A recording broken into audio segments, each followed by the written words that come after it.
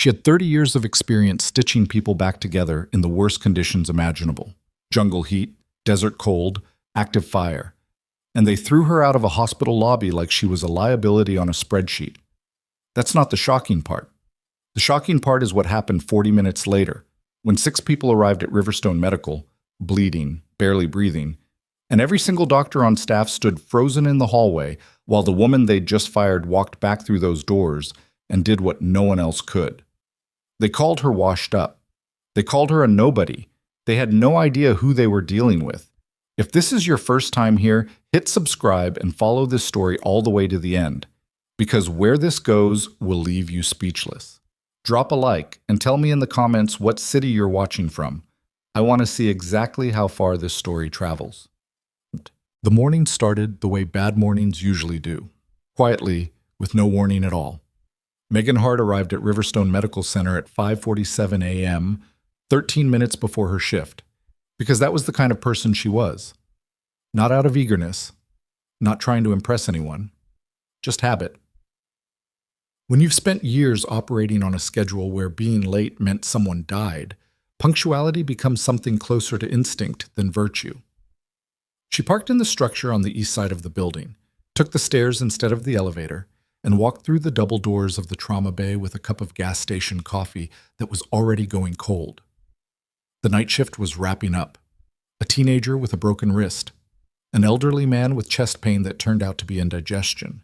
Nothing that would have prepared anyone for what was coming. Ashford City was the kind of place that looked fine on the surface. Clean streets downtown, a new arts district they kept advertising in brochures, a football stadium that was half funded by bond measures nobody fully understood. But underneath that, the city had a tension in it, the kind that built for years before it released all at once. Megan had moved here 3 years ago for the same reason she'd moved everywhere. Quiet. She wasn't running from anything specific anymore. She was just tired in a way that sleep didn't fix, and smaller cities with smaller hospitals meant smaller complications. Or that was the theory. Riverstone Medical Center was not a large institution. 240 beds, a trauma bay that handled moderate to severe cases before sending the really critical ones to Harwick General 40 minutes east. The staff was competent, mostly, overworked consistently. There was a hierarchy here like there is in every hospital, and Megan had learned to navigate the edges of it. Do the work, don't make enemies, go home. She had not entirely succeeded at the last part. Dr. Philip Voss ran the emergency department the way some people run small kingdoms, with an acute awareness of who was useful to him and who was not. He was 44, had done his residency at a prestigious program back east, and had never quite recovered from the fact that his career had plateaued at a regional trauma center in a mid-sized city. He wasn't a bad doctor. He was, however, a man who made decisions based on optics first and outcomes second, and those two things were not always the same. Megan had contradicted him twice in front of staff. Once about a medication dosage that she was right about and he was wrong about. Once about a triage call that she had escalated over his head because she believed the patient was deteriorating faster than his assessment suggested. And she had been right about that too. The patient survived because of her call. Voss had not forgiven her for either. She didn't fully understand the depth of that resentment until that Tuesday morning when she walked into the trauma bay and found Officer Grant Mercer already there. Mercer was not a doctor. He was not on staff. He was a patrol officer with the Ashford City Police Department, and he had no clinical reason to be standing in the trauma bay at 6 in the morning holding a manila folder. He was a big man, mid-40s, with the kind of build that came from a decade of regular gym use that had started declining about 3 years ago. He wore his uniform like he wore authority, slightly too tight, like he was daring someone to say something about it. Megan recognized him. She had seen him around the hospital before, which had always struck her as slightly odd. Officers came through when they had a prisoner in custody, or when they were following up on a case. Mercer came through more casually than that, the way someone comes through a place where they have business that isn't on any official record. She nodded at him and moved past toward the nurse's station, intending to get a handoff report from the night charge nurse. She didn't make it. "Hart!" His voice cut across the room. Not loud. That particular brand of authority that doesn't need volume because it's already decided you'll stop. "You need to hold up a minute." She turned. I'm picking up handoff. That can wait. Something in the room changed. It was subtle, a stillness that moved through the nurses and the two residents who were finishing notes, a slight collective held breath. Megan recognized it immediately. She'd been in enough situations where things were about to go wrong to know the way a room feels 3 seconds before it happens. "What do you need?" she asked. Mercer held up the folder. Then, with a gesture that was entirely deliberate, he let it go. The papers hit the floor and scattered. Incident reports, patient charts, something that looked like an internal complaint form. He hadn't dropped it by accident. The grip had been loose and the release had been slow, and his eyes had been on her face the entire time. "You know what these are?" "I don't." She looked at the papers on the floor, didn't move to pick them up. Negligence complaints, 2 patients, filed internally, flagged by administration. He crossed his arms. "You want to explain what happened with the Delgado case?" Carlos Delgado had come in 8 days ago with a traumatic injury following a vehicle accident. The treatment he received had been, in Megan's assessment at the time, delayed and incomplete. She had documented her concerns, escalated them twice, and been told by Voss to stand down. Carlos had been transferred to Harwick General the following morning when his condition deteriorated. She'd heard he was stable now.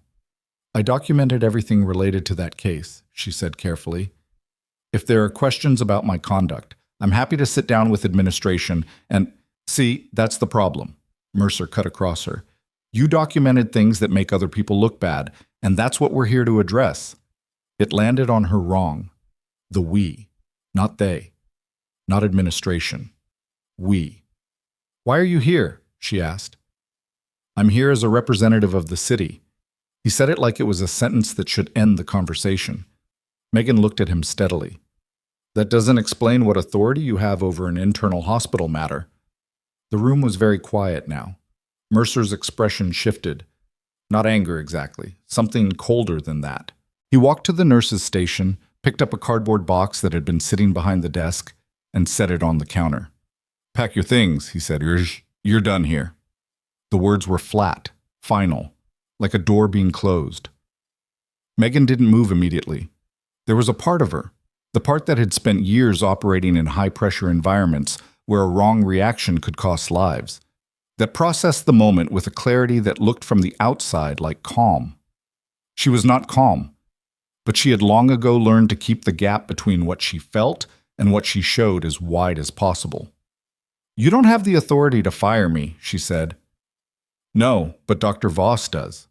Mercer gestured toward the hallway. Voss was standing just outside the bay doors. He hadn't come in. He was watching from the hallway with his arms crossed, and when Megan's eyes met his, he looked away. There it was. Not a sudden thing. A planned one. She looked at the box. She looked at the papers still scattered on the floor. She felt the eyes of every person in that room. The night nurses who were still charting, the 2 residents, the aide near the back who had gone very still. She could fight this. She could demand a formal hearing, get the union involved, escalate through proper channels. She would. Just not here. Not with Mercer watching her face for a reaction. "I'll need that in writing," she said. "It will be." Mercer smiled just slightly. "You can pick it up from HR on your way out." She packed the box slowly. Not as a statement, not to make anyone uncomfortable. It just didn't take long. A few personal items. A spare set of scrubs. A photo of her sister's kids that had been taped to the inside of her locker since she moved to Ashford. She did it without looking at anyone in particular, and nobody spoke to her while she did it. What happened as she carried the box through the lobby was worse than the trauma bay. There were reporters outside, 2 local stations, cameras already set up, a reporter with a microphone who had clearly been briefed, and Mercer walked out behind her and stopped on the steps and said, in a voice designed to carry, "This is what happens when someone thinks they're above the rules." She falsified documentation. She put patients at risk. We're not going to let that go. The cameras swung between them. Megan kept walking toward the parking structure. She didn't stop. She didn't turn around. "She's a washed-up nurse who couldn't handle the job," Mercer added. "That's all this is." She heard him. She kept walking. The thing about Mercer's comment, the washed-up part, was that it would have been almost funny if the situation were different. Megan Hart's official employment record showed 11 years of nursing, the last 3 at Riverstone Medical. It showed a nursing degree from the University of Montana, a few continuing education certifications, and a previous job at a small regional hospital in Eastern Oregon that nobody had ever bothered to call and verify. What it didn't show was the 8 years before the nursing degree, the 8 years that existed only in records that required a specific security clearance to access, in a part of her life she had never once discussed with anyone at Riverstone, in an identity that she had put down with the same deliberateness and finality with which other people picked up new hobbies. She had been a combat medic. Specifically, she had been attached to a special operations unit, designation classified, theater of operations classified, specific mission records still not accessible to the general public, and she had served in conditions that would have broken most people in ways they wouldn't recover from.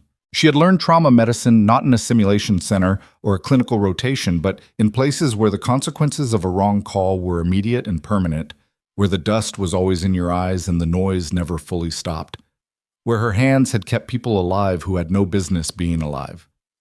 She had come home at 28 with a chest full of commendations she kept in a box in her closet and a body that had stopped shaking after about a year and a half. She had gone to nursing school because she needed to do something, and medicine was the only thing that made sense. She had moved around. She had been careful about what she said and to whom. She had been, for 3 years in Ashford City, just a nurse. She sat in her car in the parking structure for about 4 minutes. Not crying. She hadn't done that in a long time, or at least not the way people expected. She pressed the heels of her palms against the steering wheel and breathed through it. The anger was real. The humiliation was real. What Mercer had done on those steps with those cameras, that was targeted and specific, and she understood it well enough to know that someone had told him exactly what to say. Voss hadn't been willing to come into the room to do this himself. He'd used a cop because a cop has the implied weight of authority, and standing next to a uniform makes everything look official, even when it isn't. She started the car. She was 3 blocks from the hospital when her phone rang, a number she didn't recognize with an Ashford City area code. She almost didn't answer it. Megan Hart? The voice was female, clipped, professional. Who's asking? My name is Carver. I work with the public defender's office. I saw what just happened on the hospital steps. It was on the morning broadcast. I want you to know that what Mercer did there may constitute defamation, and if you're looking for someone to... The second call came in. Her phone buzzed against her ear while the attorney was still talking. Not a call. An alert. The emergency broadcast system for Ashford City, the kind that only went out for specific categories of event. Active threat. 1400 Block Warehouse District. Law enforcement response in progress. Avoid the area. She told Carver she'd have to call back. The warehouse district was 6 blocks from Riverstone Medical. She knew that because she'd driven past it 100 times, because it was between the hospital and the neighborhood where she rented a 1-bedroom apartment with a leaky kitchen faucet she kept meaning to fix. She pulled over and looked at her phone. The alert had come in 40 seconds ago. She turned on the radio. Situation developing on Cortlandt Street, where police are responding to what witnesses describe as an armed standoff inside a commercial warehouse. At least one confirmed injury, possibly more. She sat with her hands on the wheel. The anger from 20 minutes ago hadn't gone anywhere. It was still sitting in her chest, specific and hot, with Mercer's voice attached to it. Washed up. The cardboard box was on the passenger seat. She made a decision, not a dramatic one, not something she agonized over. She had been in situations where she'd had to make calls under pressure her entire adult life, and the mechanism for it was the same as it always was. Assess what's in front of you, determine what you can do it. She pulled back into traffic. She wasn't going to the warehouse, she was going back to Riverstone. Not because of sentiment, not because she wanted to be seen, but because she knew, with the same certainty she'd always had about these things, that if there was an active incident 6 blocks away, and it was serious, the trauma bay was going to receive casualties within 25 minutes. And she had just spent enough time in that trauma bay to know exactly what was going to happen when it did. Voss would freeze. Not completely. He wasn't incompetent. But under the specific pressure of a mass casualty event, he made decisions based on hierarchy instead of priority. He had done it before, during a multi-vehicle accident last winter that she had quietly cleaned up behind him. She parked on the street this time, not in the structure. She left the box in the car. The lobby was still partially set up from the media presence that morning.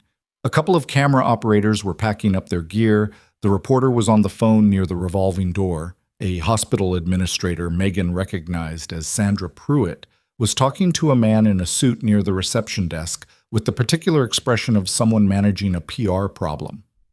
Pruitt saw Megan come through the door, and her face went through 3 expressions in quick succession: surprise, irritation, and then the specific blankness of someone deciding how to respond to something they hadn't prepared for. "Ms. Hart, you've been relieved of—" "There's an active incident 6 blocks from here," Megan said. She wasn't aggressive, she wasn't asking permission. "You're going to start receiving casualties within the half hour. I need to know what your surge capacity looks like right now." "That's not your concern anymore." "Is it Voss's concern? Because I need to know if he's run a mass casualty protocol in this facility in the last 12 months. Pruitt's mouth tightened. "I need you to leave the building." Megan looked at her. Then she looked at the man in the suit, who had not said anything but was watching the exchange with a focused attention that suggested he was evaluating it rather than just observing it. "Okay," Megan said. She turned toward the door. She made it almost to the revolving door before the radio crackling from the security desk stopped her. Not words, a sound. The particular frequency of an emergency channel going active with multiple voices at once. The kind of layered noise that means something has changed fast and badly. Then the security guard's voice. "I'm getting reports of multiple casualties incoming. 6, maybe more. ETA, about 15 minutes. Megan didn't turn around right away. She heard Pruitt behind her say quietly, "Get Dr. Voss on the line." She heard the security guard respond, "He's not in the building, ma'am. He left 40 minutes ago for an admin meeting downtown." And then, from somewhere behind the nurses' station, she heard a voice she recognized, Jamie Okafor. Okafor, one of the ER nurses she'd worked alongside for 2 years, say in a low, controlled voice that was doing its best to hide the spike of adrenaline underneath it. "Someone tell me we have a protocol for this, because I just counted 4 nurses on shift and 1 resident." Megan turned back around. She walked to the nurses' station, set her hands on the counter, and looked at Jamie. "Pull the trauma bay's supply inventory. I need to know exactly what we have for hemorrhagic shock management." Jamie stared at her for half a second. Then, "You got fired this morning." "I know. Pruitt's going to—" "It's Jamie." Megan kept her voice level. "What's the inventory look like?" Something shifted in Jamie's expression. She'd worked with Megan for 2 years. She'd seen what Megan looked like under pressure. She turned to the computer. "Okay," she said. "Okay. We're low on packed red cells. We just had a major surgery yesterday and restock isn't until Thursday. What do we have?" 4 units, maybe 5. "Okay." Megan was already moving. "Get me the on-call resident, whoever's physically here. Get me your most experienced aide, and I need someone to be on the radio with the incoming ambulances so we know what we're dealing with before they hit the bay doors." "You can't be here," Pruitt said from behind her. Her voice had changed. Less dismissal, more genuine uncertainty about what exactly was happening and whether stopping it was the right call. Megan looked at her once. Just once. "You have 4 nurses, 1 resident, 5 units of packed cells, and 6 casualties inbound in 15 minutes. She held Pruitt's gaze for exactly as long as it took for that math to land. "You can call security and have me removed, or you can let me work." The lobby was quiet. The security guard's radio crackled again. A dispatcher's voice, clipped and tense. "Riverstone Medical, be advised. Incoming casualties include at least 2 critical, 1 pediatric, multiple with penetrating trauma." Pruitt looked at the security guard. She looked at Jamie. She looked at Megan. She didn't say anything, but she stepped back. Megan was already through the trauma bay doors. The next 12 minutes were the kind of organized chaos that looks, to an outside observer, like confusion. Carts moving. Supply drawers being opened and inventoried. The single on-call resident, a second-year named Torres, who had done his trauma rotation 6 months ago and looked like he was running the memory of it as fast as he could, getting a rapid verbal briefing that Megan delivered at a pace calibrated to keep pace with his processing without overwhelming it. "You're not going to try to manage all 6, she told him. "You're going to manage 2. I'll take 2. The senior nurses split the others. We categorize on entry. Non-criticals get stabilized and hold. Pediatric patient gets your full attention regardless of presentation." Torres nodded. He was scared. That was fine. Scared was manageable. Frozen wasn't. "I know what you're thinking," she said. He looked at her. "What am I thinking?" "You're thinking, what if I make the wrong call?" She picked up a kit from the supply tray, confirmed the contents by feel without looking. "You won't. Not if you work systematically. Trust your training. You're the nurse who just got fired on the news." "I am." He processed this. "Okay," he said, in a tone that suggested he had run out of the bandwidth to address it. The bay doors swung open at 7:42 a.m. The first ambulance crew came through with a man who was 30-something, conscious but pale, with a gunshot wound to the left shoulder that had exited cleanly but was losing more blood than it looked like from the outside. Behind him, the second crew, a woman in her 50s with blunt trauma to the chest, not breathing well, oxygen saturation dropping. Third, the pediatric case. A girl, maybe 9 years old, who had caught debris from whatever the blast had been. Lacerations to her face and left arm, but vitals stable. Terrified in a way that was very quiet rather than loud. Megan heard them describe the scene to the intake staff while she was already pulling gloves. A warehouse. Some kind of confrontation that had gone catastrophically wrong. Structural collapse involved. More casualties still being extracted. She moved. The shoulder wound went to Torres. She took the woman with the chest trauma, read the mechanism of injury from the way she was breathing. Short and shallow, wincing on the left side with each one, and went immediately for needle decompression. Not a guess. A read. The kind of read that comes from doing it in conditions where guessing was not an option. By the time the fourth casualty came through the doors, she had the woman's breathing stabilized and was moving to the next. She didn't notice Mercer come into the lobby. She found out about it later, that he'd arrived at Riverstone Medical about 8 minutes into the surge, still in uniform, apparently having heard about the incident on the police radio and come to the hospital for reasons that were not entirely clear. That he'd stood in the observation area outside the trauma bay with his arms crossed, watching through the window. That the hospital administrator, Sandra Pruitt, had been standing next to him. That what he'd seen, Megan working through a trauma bay like someone who had done it 100 times in worse conditions than this, calling instructions with a precision that had Torres and the nursing staff moving in sync, managing a mass-casualty protocol with the particular fluency of someone for whom this was not a high-stress situation, but a familiar one, had made him very still. That Pruitt, watching the same thing from next to him, had said very quietly, "Who is she?" And that Mercer, staring through the glass, had not answered. By 8:15 a.m., all 6 casualties were stable. By 8:20, a 7th had arrived, one of the police officers who'd been on scene when a secondary structural failure brought part of the warehouse ceiling down. Moderate traumatic brain injury, borderline. Megan assessed him, determined he needed imaging, got him moving toward the CT suite, and then stood in the middle of the trauma bay while the noise gradually shifted from acute to managed. Her hands had a faint tremor in them. They always did, after.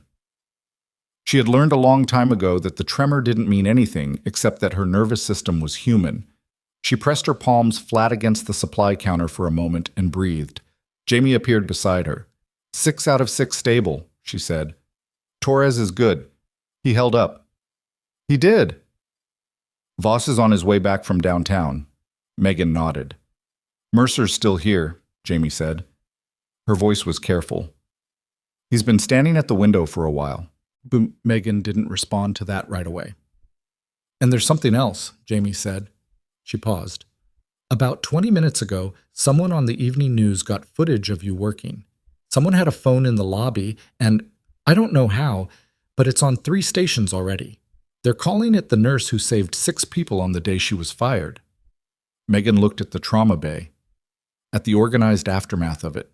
The used supplies, the empty packaging, the boards and charts showing 6 patients who were alive.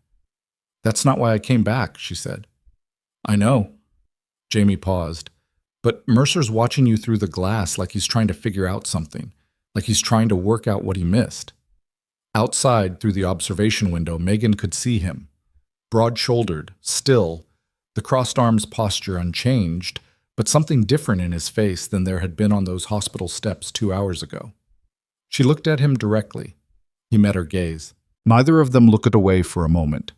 Then, from outside the building, far enough away that you felt it more than heard it, a low vibration in the floor. The sound of rotors. Not a medical helicopter, the wrong frequency for that, the wrong pattern. Multiple aircraft flying in formation, low and deliberate.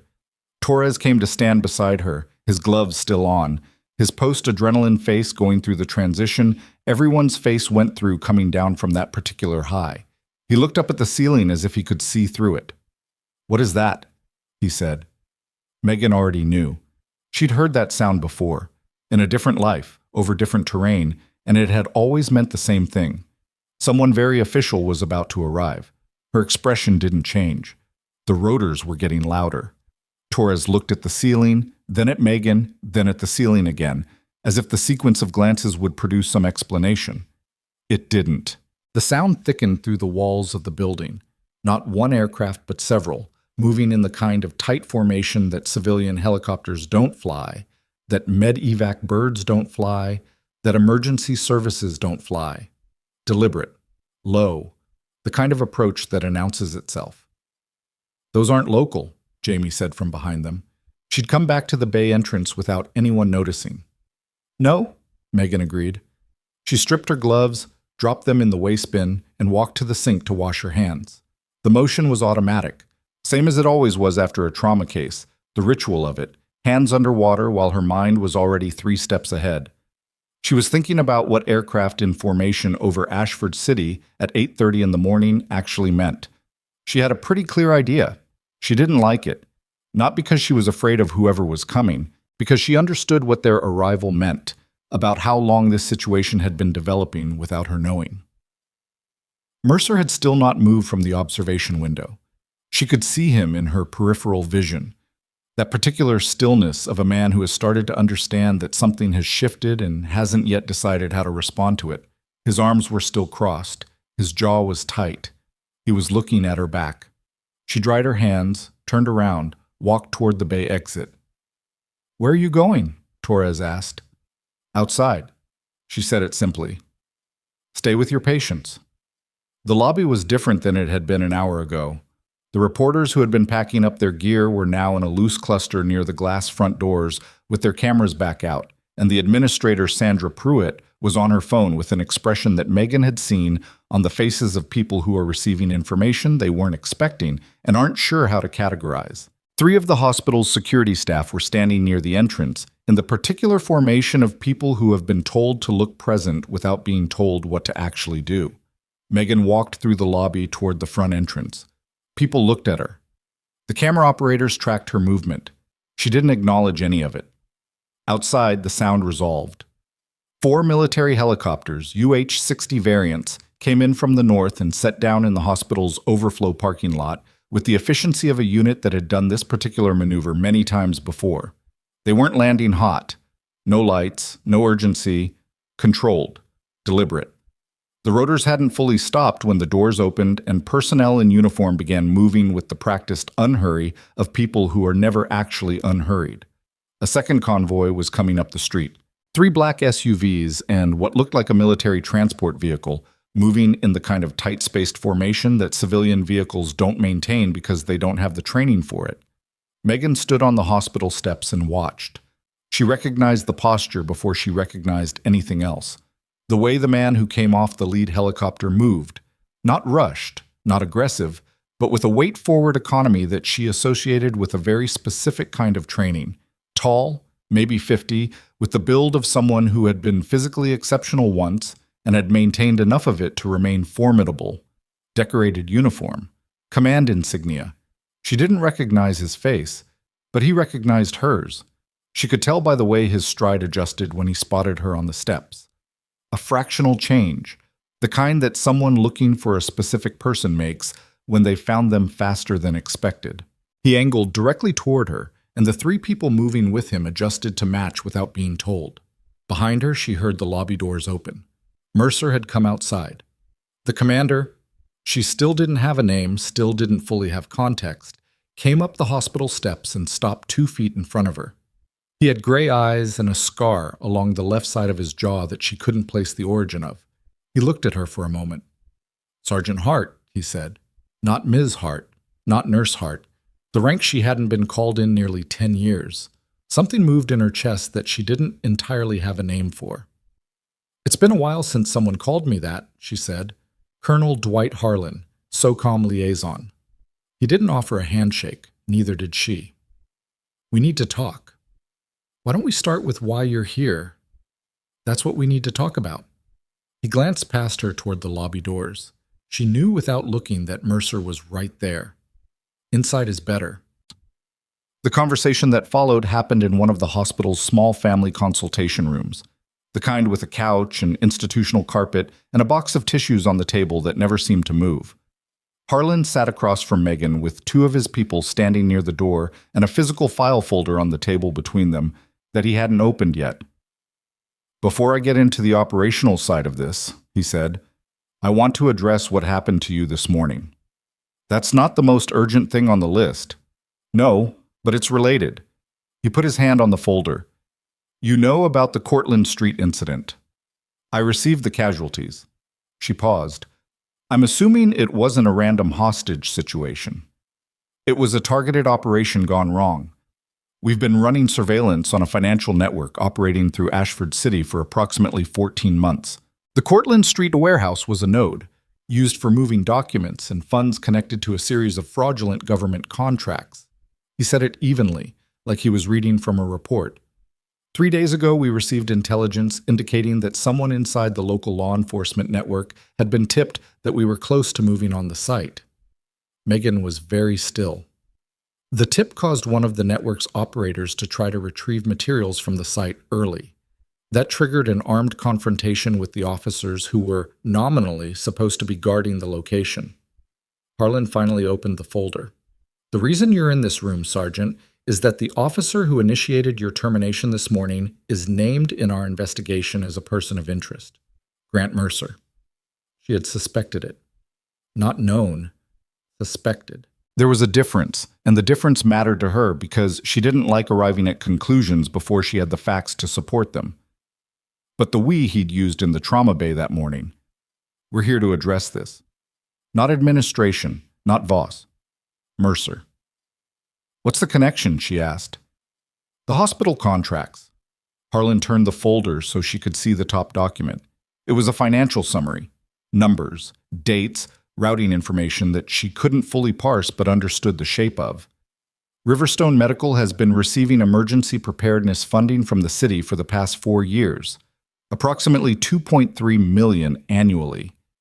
The disbursement of a significant portion of that funding has been redirected through a series of shell accounts. Mercer's role was enforcement, keeping people quiet who might document irregularities, discrediting anyone who looked too closely at operational decisions. Megan looked at the document, then at Harlan. "He used my patient documentation as the pretext." "The Delgado case?" "Yes." Harlan's expression didn't change. "The notes you filed were accurate. The chart corrections Voss submitted after your escalation were not." He paused. "You created a paper trail that was inconvenient for several people. So they fired me before I could create more of it. That's our assessment." She sat with that for a moment. The anger was still there. Not gone, not smaller, but clarifying now. Moving from something diffuse and personal into something structural. She had been removed not because she'd done anything wrong, but because she'd done something right, and the right thing had created exposure for people who needed to stay unexposed. "What do you need from me?" she asked. "Right now, formal documentation of everything you observed regarding the Delgado case and any other case where you believe standard care protocols were being bypassed or manipulated." He slid a second document across the table. "And there's a secondary matter." She looked at the document. It took her a moment to understand what she was looking at, and when she did, something in her face shifted that she couldn't entirely control. It was her service record. The full version, not the sanitized version, not the cover document, The actual record with the unit designations and mission classifications and commendations that most people in her current life had no reason to know existed. How did this become relevant? She asked carefully. Because Mercer ran a background check on you 6 weeks ago, Harlan said.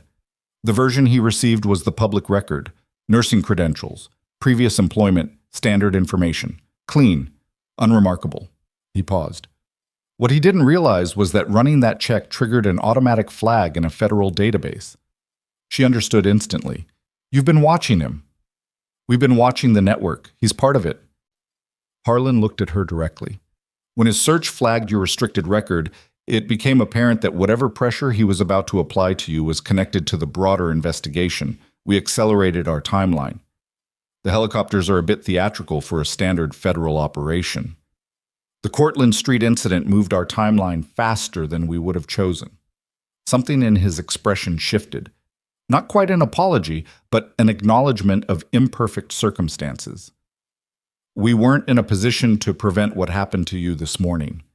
Megan looked at the service record on the table. Her name at the top, the unit designation below it, a list of operations that were still classified, rendered as reference numbers, a list of commendations in the language of military paperwork, formal, bloodless, bearing no real relationship to what the events they documented had actually felt like. I didn't get into nursing to be recognized for the other thing, she said. I know. I need that to be clear before any of this goes further. It's clear. He held her gaze. But the woman who filed accurate patient documentation, who escalated a care concern through proper channels, who came back to this hospital this morning after being publicly humiliated and managed a mass casualty protocol with 4 nurses and 1 resident. That woman is going to be visible whether she wants to be or not. What I'm offering you is the option to control the shape of that visibility. She didn't answer immediately. In the hallway outside, she could hear movement. More voices than there had been before. The particular layered energy of an institutional space where something significant is happening and word is spreading in the fragmented way it spreads through hospitals. Not announcements, just the movement of people who have heard something and are trying to get close enough to see if it's real. Mercer is still in the building, she said. I know. We're going to address that in the next few minutes. Harlan stood. I'd like you to be present when we do. The lobby looked like a different place than it had an hour ago. The military personnel who had come off the helicopters were distributed through it with a purpose that was not aggressive but was very clearly not negotiable. 2 near the main doors, 2 at the administrative wing entrance, 1 at the security desk who had gently but unmistakably displaced the hospital's security guard from his post. The 3 black SUVs were parked outside with people in them who hadn't come in yet, which meant they were waiting for a specific signal. Megan came through the lobby with Harlan beside her and the 2 aides behind. She felt the eyes on her immediately. Staff, visitors, the camera operators who had been outside and had now repositioned inside, a reporter speaking in a low, rapid voice into her phone near the far wall. She had done enough high-attention things in her life to have a relationship with being watched that wasn't comfortable exactly, but wasn't destabilizing.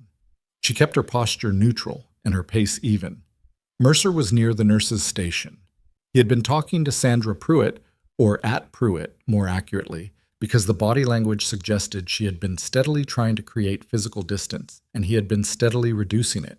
And when he saw Harlan come through the lobby, his expression went through a sequence of reactions that happened fast but not fast enough. Recognition. Assessment. The specific recalibration of a man who has walked into a situation he thought he controlled and is realizing he does not. He pulled his shoulders back and raised his chin. The authority posture, the one that usually worked. Colonel, he extended his hand. Grant Mercer, ACPD. We appreciate the response, but this is a local law enforcement matter, and Officer Mercer. Harlan didn't take the hand. He said the rank with a very deliberate de-emphasis, the way you say a title when you want someone to understand it no longer carries the weight they think it does. I need you to remain where you are. Mercer's hand dropped. I'm sorry? You're going to want to remain calm. Harlan nodded to someone behind Megan. One of his people moved to stand beside Mercer, not touching him, just present. There are some things we need to go through with you, and how the next few minutes go depends largely on how cooperative you choose to be. I don't know what you think the Delgado case. Harlan said it flatly, and Mercer stopped. The documentation filed by Ms. Hart over a course of 5 days in this facility. The correspondence between your office and Dr. Philip Voss over the 3 weeks prior to this morning. The financial records from the City Emergency Preparedness Fund accounts that route through Meridian Consulting, Bayrock Services, and 2 additional LLCs registered in Nevada. He paused. I can keep going, or you can save us some time. Mercer's face had gone to a particular kind of flat. Not empty. Calculating. Megan recognized it. The look of a man deciding which way out of a room was still open. I want a lawyer, he said. That's your right. Harlan turned to Pruitt, who had backed against the nurse's station and looked like she was trying to become part of the furniture.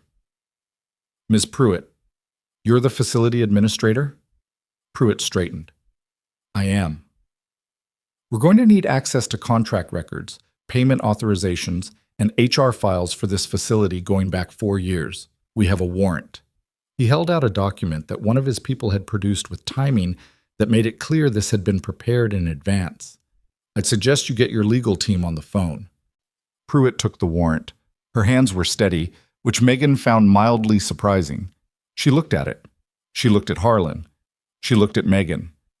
This is because of the Delgado notes, Pruitt said. Not to Harlan, to Megan. Partly, Megan said. Pruitt pressed her lips together. She looked like someone doing a fast and unhappy accounting of her own decisions. The reporter across the lobby was no longer talking on her phone. She was recording video on it, pointing it directly at the scene with the particular stillness of a person afraid that any movement will break the moment. Mercer made his move then. Not a dramatic one. He was smarter than a dramatic one. A step sideways, a shift in his weight, a reaching movement toward his radio that could have been reaching for the radio, or could have been reaching for something else, depending on what he decided in the next half second. He didn't make it to the decision point. The military aide beside him had been waiting for exactly this, a hand on Mercer's forearm. Not rough, not violent, just with a pressure and a leverage that communicated with absolute clarity that the next movement was not going to be the one he planned. Don't, the aide said. One word, very quiet. Mercer stopped. He looked around the lobby, at the military personnel at the doors, at the people at the administrative wing, at the cameras, at the small crowd of hospital staff who had gathered at the edge of the lobby and were watching with the silence of people who aren't sure if they're about to see something very bad or something necessary. He looked at Megan. She looked back at him. There was something she wanted to say and didn't. Not because it would have been wrong, because it would have been too easy. The moment didn't need her to add to it. It was already sufficient. The next 2 hours moved in the organized, grinding way that serious institutional events always move. Warrants being served, documents being pulled, the legal team Pruitt called arriving in quick succession and immediately getting visibly unhappy. Federal investigators establishing a working space in one of the conference rooms on the second floor. Megan gave a formal statement, 3 pages of handwritten notes about the Delgado case, about the medication discrepancy with Voss, about the things she had documented and the responses she had received.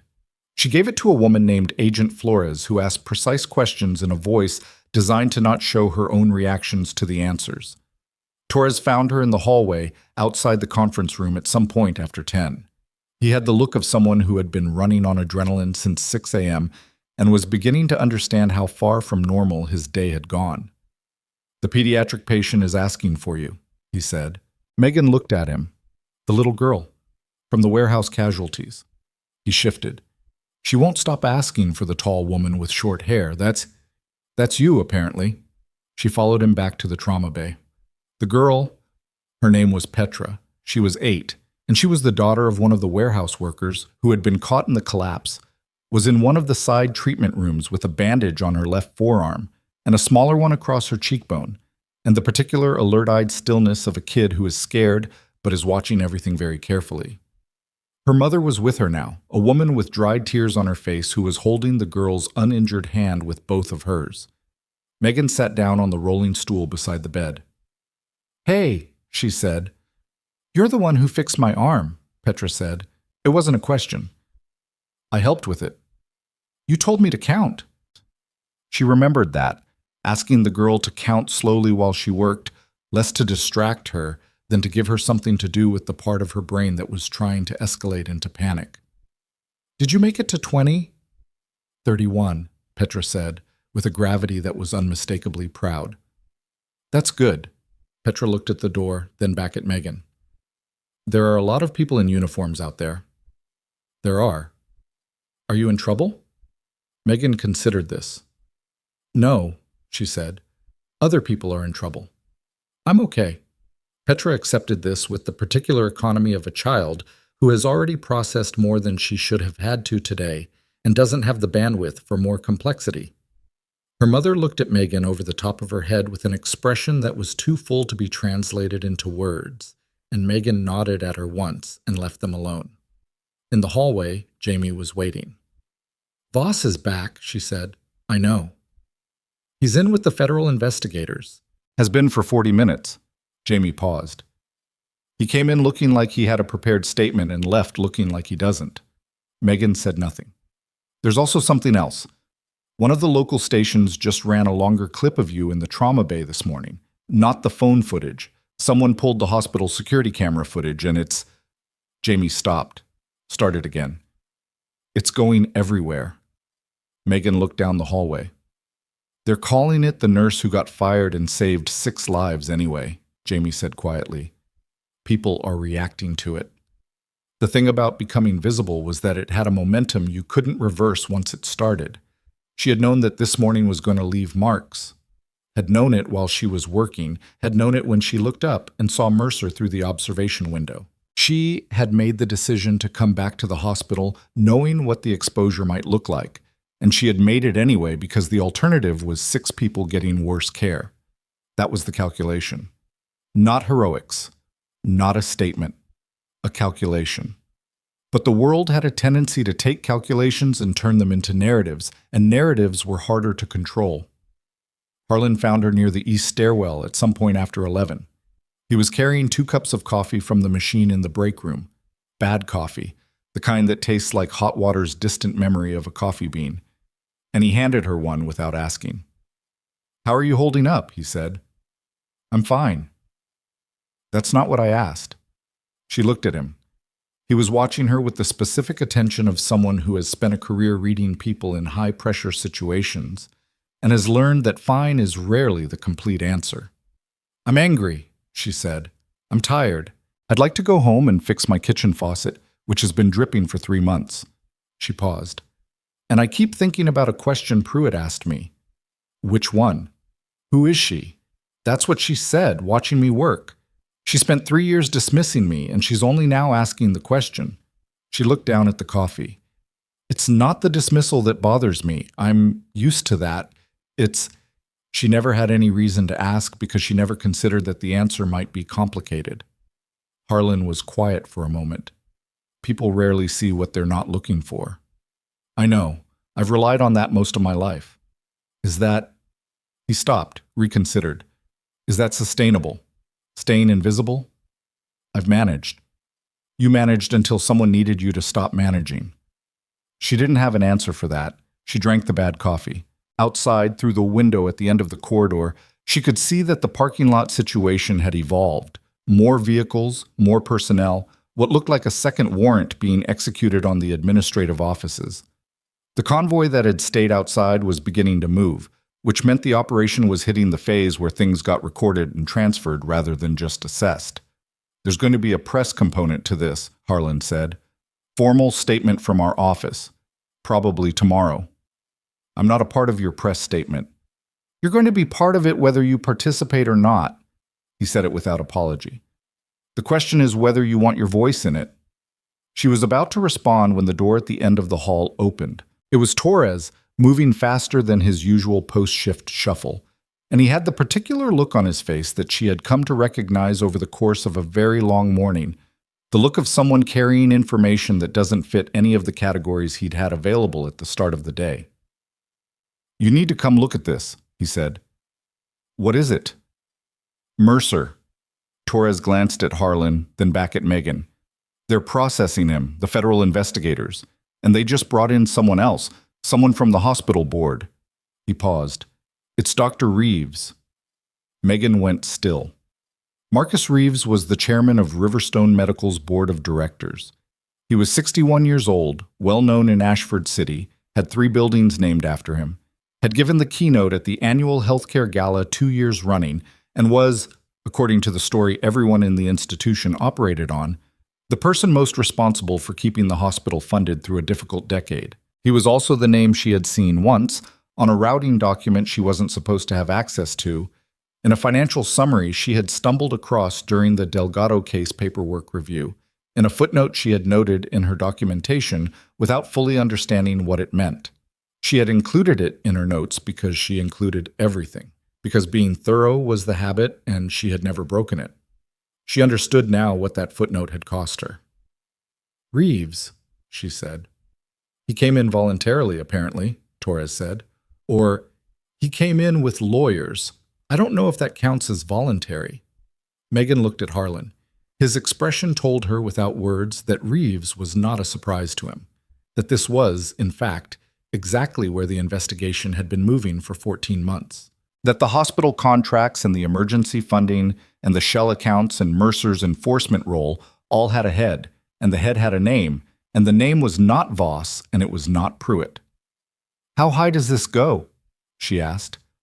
Harlan looked at her for a moment. "That's what the next 24 hours are going to determine," he said. From down the hall, a sound she recognized, the specific shift in ambient noise of a space where something is happening that people are trying very hard to manage the appearance of. Voices at a pitch that was controlled, but underneath the control was something less controlled, the sound of a story that was not going to be containable. She set down the coffee cup. She walked toward the sound. Not running. She didn't run toward things anymore unless someone's life required it. That discipline had taken years to develop, and she was not about to abandon it now. But she moved with purpose, down the east corridor and through the connecting hallway that led toward the administrative wing, and Harlan fell into step beside her without being asked. The noise was coming from the second-floor conference room that the federal investigators had commandeered as a processing space. The door was closed, but the walls were not thick enough for what was happening inside them. 2 voices, one controlled, one considerably less so. She recognized the less controlled one, Reeves. She had heard Marcus Reeves speak at the hospital's annual staff address last year, smooth, measured, the particular cadence of a man who had spent decades being the most important person in every room he entered. What was coming through the conference room wall now bore no resemblance to that. It was still loud enough to project authority, but underneath it was something she recognized from a different context entirely. The sound of a man trying to apply a strategy to a situation that has moved past the point where strategy is useful. "Have been on this board for 16 years, and I will not sit here while you imply—" A second voice, female, level. "Mr. Reeves, I'm not implying anything. I'm presenting documents." Those documents are taken completely out of context. The wire transfer records are self-explanatory. Harlan stopped outside the door. He didn't look at Megan. He was listening with the same quality of attention she associated with tactical situations. Not passive, not reactive, processing. "They're moving faster than I expected," he said quietly. "Is that good?" "It means Reeves came in with a narrative he thought would work, and it didn't work as fast as he expected it to." He glanced at her. "Agent Flores is good at that." Megan had gathered that from her own interview. Flores asked questions like she already knew the answers and was evaluating whether you knew them too. Down the hall, another door opened. The one to the smaller office where Voss had been for the past hour and a half. He came out pale, with a lawyer on one side and a federal investigator on the other, and the 3 of them moved toward the stairwell with the grim efficiency of a procession. Voss looked up once. His eyes landed on Megan. She had expected to feel something more specific in that moment. Satisfaction, maybe, or the kind of vindication that movies were good at depicting with swelling music and extended eye contact. What she actually felt was something flatter and more tired. He had known the documentation she filed was accurate. He had countered it anyway. That was the whole of it. He looked away first. The lawyer steered him toward the stairs, and they were gone. Harlan's phone buzzed. He looked at it, something shifted in his expression, and he said, "I need to step away for a few minutes. Stay in the building." It wasn't a request, but it wasn't a command either. Somewhere in between, the register of someone who has tactical reasons for a preference and trusts you to understand that without being told. She nodded, and he moved down the corridor. Jamie appeared from around the corner carrying a tablet. She had the look of a person who had adapted to an extraordinary day by converting it into a series of tasks, which was not a bad strategy. Channel 4 just went live with the full story, she said. She held up the tablet. The footage was the security camera footage from the trauma bay that morning. Wide angle, slightly distorted, but clear enough. Megan working. Moving between patients with an efficiency that looked, even on a fixed overhead camera, different from the general motion around her. Not faster, more precise. The way she positioned herself at each station, the sequence of assessments, any trained eye would recognize it. Any untrained eye would see someone who knew exactly what they were doing. The chyron at the bottom of the screen read, "Fired nurse saves 6 victims hours after public termination. Federal investigation underway at Riverstone Medical." "Turn it off," Megan said. "People are watching it, Megan. It's not going away." "I know, I don't need to watch it." Jamie lowered the tablet. She looked at Megan with the particular expression of someone who has known you long enough to skip the polite version of a concern. "Are you actually okay? Because you've been running since 6 this morning on what I'm pretty sure is 1 cold cup of gas station coffee." "I'm fine." "You keep saying that. I keep meaning it." Jamie made a sound that was not quite agreement. "Torres wants you to know that all 6 patients are stable. The shoulder wound guy is asking about you too. Apparently you told him something while you were working on him that he wants to say thank you for." She didn't remember saying anything to him specifically. She had probably said something to keep him present and focused. She did that automatically, kept a low-level verbal contact with patients who were conscious, not for comfort exactly, but to monitor their cognitive status while her hands were doing something else. She hadn't registered it as memorable. "Tell him I'm glad he's okay," she said. The conference room door opened. Marcus Reeves came out first, which was not how she would have expected it to go. He had his lawyers, 2 of them, both with the expensive suit and briefcase presentation of people billed by the 6-minute increment, and Agent Flores was behind him with a second investigator. Reeves was composed now, the volume from earlier gone, and he wore the composure like a mask that had been quickly reapplied over something that had cracked. He saw Megan. For a moment, nobody moved. The hallway was the length of roughly 12 feet between them, and in those 12 feet was everything. The funding structure he had built over 16 years, the firing that morning, Mercer's voice on the hospital steps, 6 casualties stabilized in a trauma bay that had been working at a fraction of appropriate capacity, partly because of money that had been routed elsewhere. She held his gaze. He was the first to speak. "Ms. Hart." His voice was controlled. "I want you to know that what happened to you this morning was—" "Mr. Reeves," Flores put a hand briefly on his arm, not restraining, redirecting. The particular touch that said "not now" in a language lawyers and their clients learned fast. Reeves stopped. He looked at Megan for another moment, and then he looked away. Not the way Voss had looked away, not guilt, not exactly. The way someone looks away when they've calculated that the conversation is not useful to them and have chosen to cut the loss. A business decision. That, somehow, was worse. The procession moved toward the elevator and Megan stood in the hallway and watched it go. Harlan came back 7 minutes later with a different quality to his movement. She clocked it immediately. Something had happened. "Conference room," he said.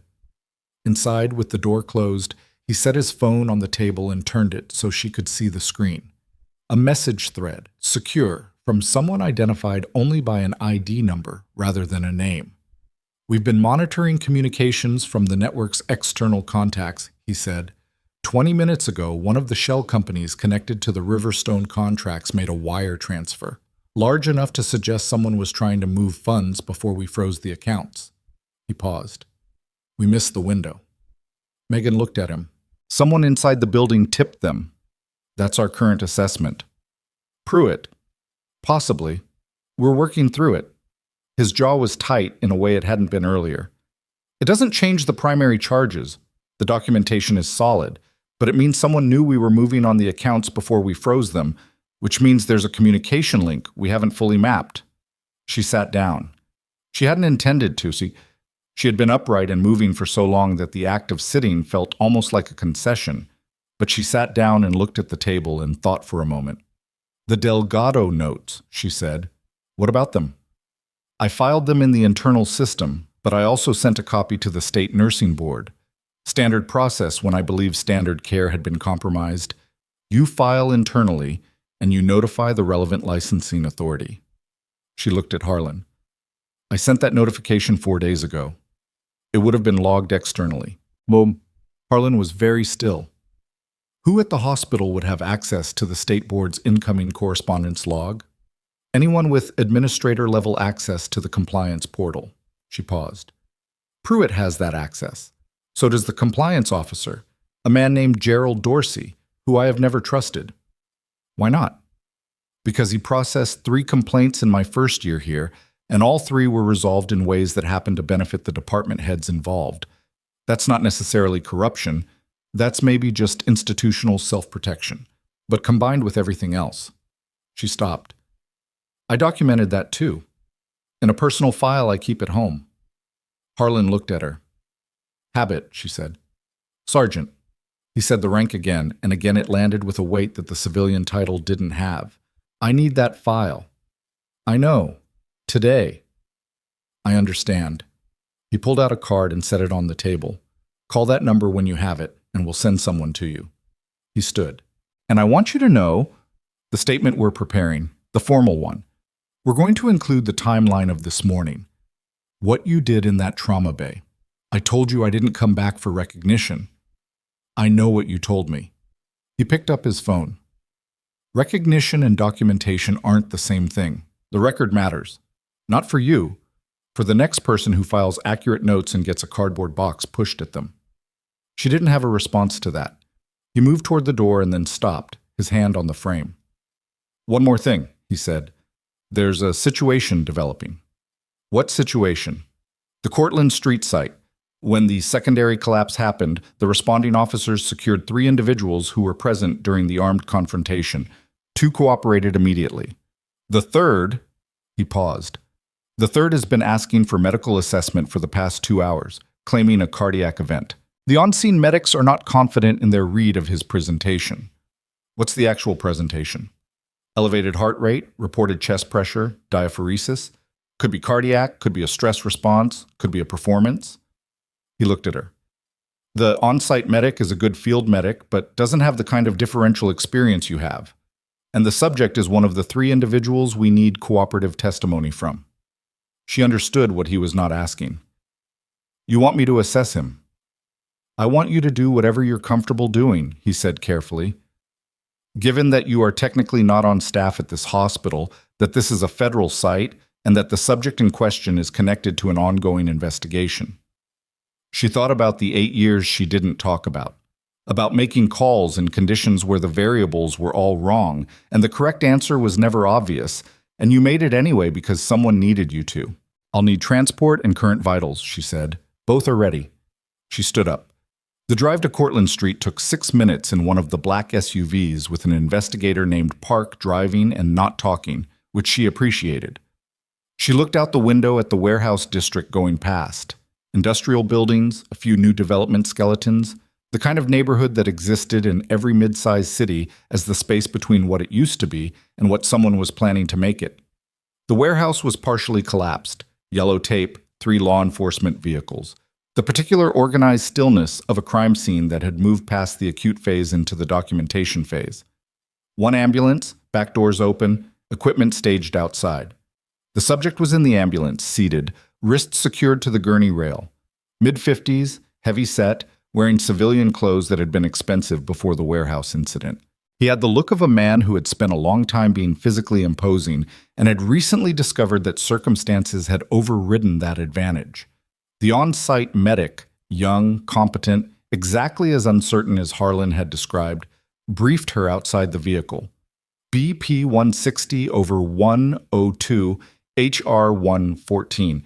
He's been diaphoretic for about 40 minutes. He's reporting pressure radiating to his left jaw, which is textbook, But his rhythm on the portable looked sinus tach, not ischemic pattern? Nothing definitive, that's the problem. She looked at the monitor. He was right.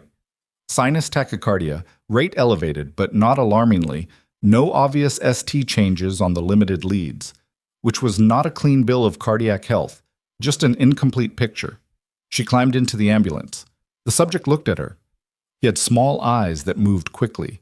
The eyes of a man used to reading rooms, reading exits, reading who had power and who didn't. "You're not a cop," he said. "No." "Doctor?" "Nurse." He made a sound that might have been contempt or might have been something else. "They sent a nurse." "They sent the right person," she said. She picked up the blood pressure cuff. "I'm going to take a proper reading. Tell me exactly where the pressure is." He watched her. Then, chest. Moving up. Started about an hour ago. Scale of 1 to 10. 6, maybe 7. "When did you last eat?" He blinked. "What?" "When did you last eat? And drink?" "I don't." He stopped. "Breakfast. Early. 6, maybe. I've been here since before the incident started." She took his BP, 164/108, worse than the prior reading. "Any history of hypertension?" "I take something for it. I don't remember the name." "Did you take it this morning?" A pause. "No." She looked at the monitor, looked at him, ran through the differential the way she had been trained to, systematically, without assumptions. Untreated hypertensive crisis mimicked cardiac presentation more often than people realized. So did severe anxiety in someone whose physiological stress baseline was already elevated. So did actual cardiac events in 50-something men with probable hypertension. "I need a 12 lead, she said over her shoulder to the medic outside. "Already have it." He handed it in. She looked at it carefully. 2 minutes. She looked at it the way she had looked at injury patterns in the field, not for what was obvious, but for what was almost there. Lid 3. Small change. Subtle enough that she had almost moved past it. She looked at it again. "Get Riverstone on the radio," she said. "Tell them we're incoming with a possible NSTEMI. I want cardiology ready." The medic's head came through the door. "You're sure?" "I'm not sure. That's why I said possible." She looked at the subject. His face had changed. The contempt or whatever it was had gone to something more stripped. Fear, mostly. "I need you to lie back. What's happening?" "You might be having a cardiac event. I'm going to get you to a hospital." "I need..." He stopped, swallowed. "I need to talk to someone. Before we go." "You can talk to whoever you need to talk to at the hospital." "No." His voice had a different quality now. The performance, if it had been a performance, was entirely gone. "There's information about what happened here, about who set this up." He looked at her with the particular directness of a man making a fast calculation about who he could trust in the 30 seconds available. "If I tell it to the right person now, it doesn't get buried. But if I wait..." "If you wait," she said carefully, "and you actually are having a cardiac event, the window for telling anyone anything gets very short very fast." He stared at her. "Lie back," she said again. He did. She was already signaling the medic to prepare for transport when the subject spoke again, quietly, looking at the ambulance ceiling, as if he was saying it to the air rather than to her. "Reeves has a second set of books," he said. "Not in the hospital system. A personal ledger. His office downtown. Desk drawer bottom left. Combination 1734. He paused. "I put it there 8 years ago. It has everything." Megan looked at him. Then she looked at the ambulance doors where Park, Harlan's investigator, was standing close enough to have heard every word. Park already had his phone out. Park was already moving before the ambulance doors closed. Megan watched him through the rear window as the medic pulled them into traffic. Park with his phone pressed to his ear, his free hand up to flag one of the other investigators, his body language doing the thing bodies do when information has just changed the shape of a situation. She turned back to her patient. The subject, she still didn't have a name and didn't ask for one, was lying back with the particular stillness of a man who had just made a decision he couldn't unmake. His eyes were on the ambulance ceiling. His breathing was controlled, too controlled, the way people breathe when they're managing something that wants to go sideways.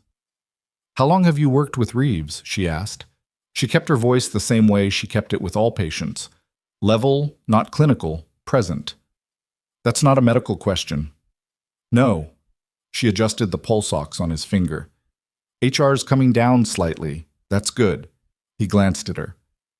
"You actually know what you're doing?" "Generally." "The others, the medics on scene, they were looking at each other." He paused. "You didn't look at anyone, you just worked." "That's the job."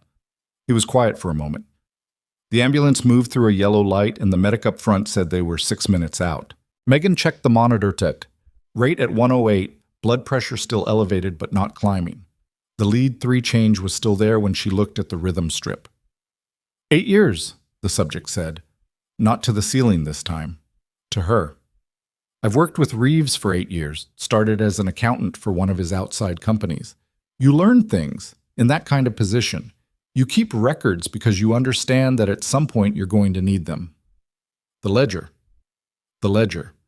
He turned his head toward her. He had the face of a man who had spent years being pragmatic about things that other people would have found morally complicated, and who was now in the specific pressure of a possible cardiac event on the back of a failed operation that had gone catastrophically wrong, running out of the energy it took to maintain that pragmatism. "I'm not a good person. I want to be clear about that. What I know and what I kept it for myself, not for any other reason." "I'm not here to evaluate your character," she said. "I'm here to keep your heart beating." Something shifted in his face. Not gratitude exactly, more like the recognition of a very simple transaction. She had something he needed and she was delivering it without requiring him to be something he wasn't. He seemed to find that easier to deal with than compassion would have been. "The ledger has 16 years of it," he said. "Reeves didn't start with the hospital contracts. That was just the most recent structure. Before that, construction contracts, city infrastructure projects, bid rigging going back to when he was on the City Planning Commission." He stopped. "A lot of names. Some you'd recognize." Megan didn't respond to that. She was watching his color, watching the monitor, watching the things that mattered right now. They pulled into Riverstone's ambulance bay at 12:41 p.m. The cardiology team was there. She gave her hand off to the cardiologist, a woman named Dr. Osei, who had the quick assessing eyes of someone who had run a lot of emergency cardiology and was not going to waste time, and stepped back while they moved her patient inside. He looked at her once over his shoulder as they wheeled him through the bay doors. She nodded. He nodded back. Park was waiting for her at the edge of the ambulance bay. He had been driven separately and had beaten her here, which meant someone had been moving fast. "We have a team at Reeves's downtown office," he said. "Warrants being expedited. We should have access within the hour." 1734, she said. "Already passed on." He paused. "For what it's worth, the subject's information is being taken seriously. The name he gave us, the secondary network, that name has come up before in the investigation, in a context we couldn't fully trace. This might close that loop."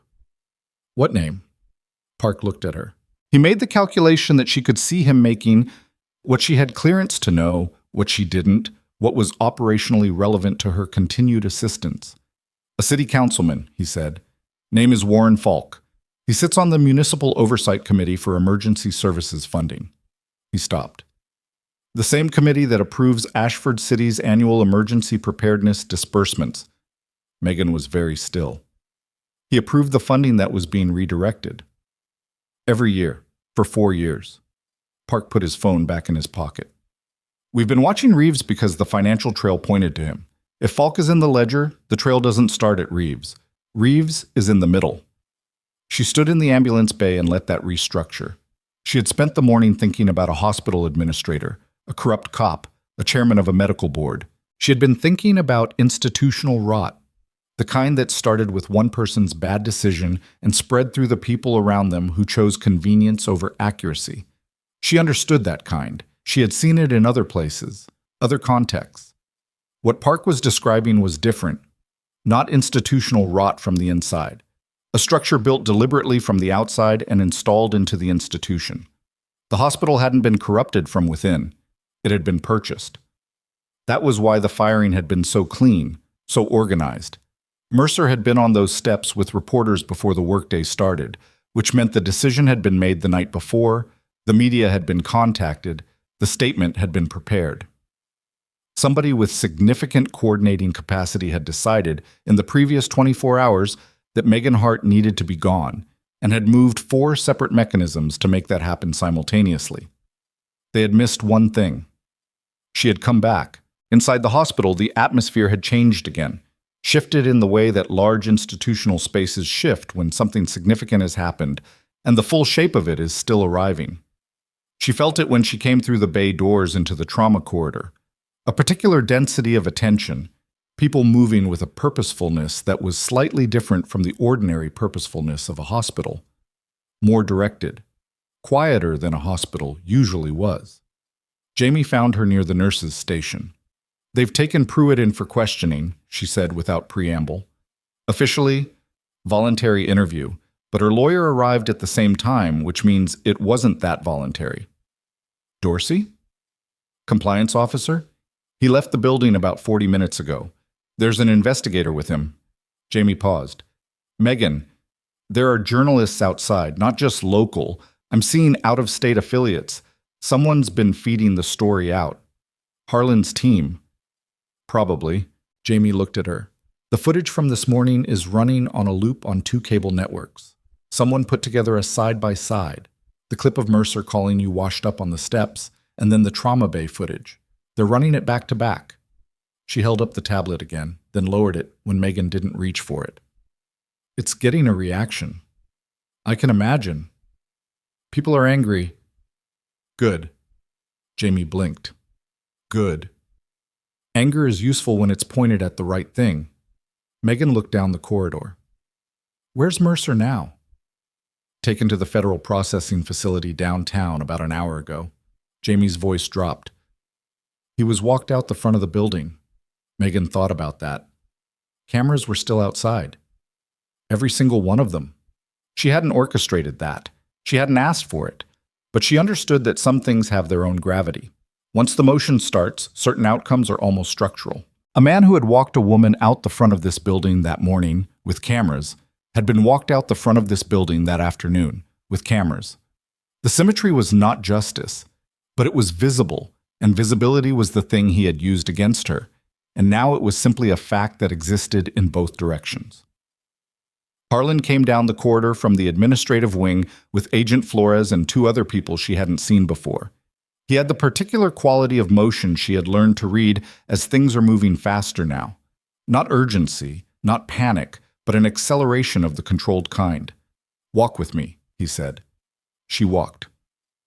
"The warrant came through faster than expected," he said. "We have a team at Reeves's office now. The combination was correct." She hadn't doubted it. A man who gives up a combination in the back of an ambulance while monitoring his own heart rate on a portable display doesn't give up a wrong combination. What's in it? More than the ledger. Harlan turned a corner. Reeves apparently kept physical records of everything. Not just the financial transfers, correspondence, meeting notes, signed authorizations, 16 years of documentation about what was happening, in his own handwriting, in a locked drawer in his private office. He paused. People do strange things. Sometimes the people who build careful structures are also the people who need, for reasons they may not fully understand, to have it documented somewhere. "Control," she said. He needed to know he could prove all of it, in case anyone else in the structure ever came for him. "That's our read." Harlan glanced at her. "Falk's name is in the first 3 pages. She didn't respond. City Councilman Warren Falk has been Reeves's partner in this since the beginning, not a downstream beneficiary, a co-architect. The funding structure, the oversight committee approvals, the selection of which facilities receive disbursements. Falk shaped the legislative framework, and Reeves managed the financial mechanics. He stopped at the end of the corridor, where a window looked out on the parking lot. The additional vehicles were still there. More, actually. She counted 2 more SUVs and what looked like a second federal vehicle. Falk's office is being approached now. Megan looked at the parking lot. He's going to run. He won't get far. That's not a no. Harlan looked at her. There's a reason we brought 6 vehicles and 4 teams this morning. We anticipated that the investigation would move laterally. He paused. We prepared for the full shape of this. She turned away from the window. I need to go home and get that file. We have someone ready to take you. The drive to her apartment took 11 minutes. The investigator who drove her was quiet and efficient, which she appreciated. Her apartment was on the 3rd floor of a building that was clean but not particularly attractive. Beige carpet, windows that faced another building, the kitchen faucet that dripped in a small and steady way that had been background noise for 3 months. She went directly to the filing cabinet in her bedroom. The personal file was in a folder labeled Clinical Obs, not deliberately concealing it, just organized the way she organized everything, categorized by function. She pulled it out and sat on the edge of the bed and went through it quickly before handing it over. 11 months of documentation, not everything. She hadn't been tracking the financial irregularities because she hadn't known about those. But the clinical decisions, the pattern of outcomes, the internal escalations and the responses to them, the 3 complaints Dorsey had processed and closed.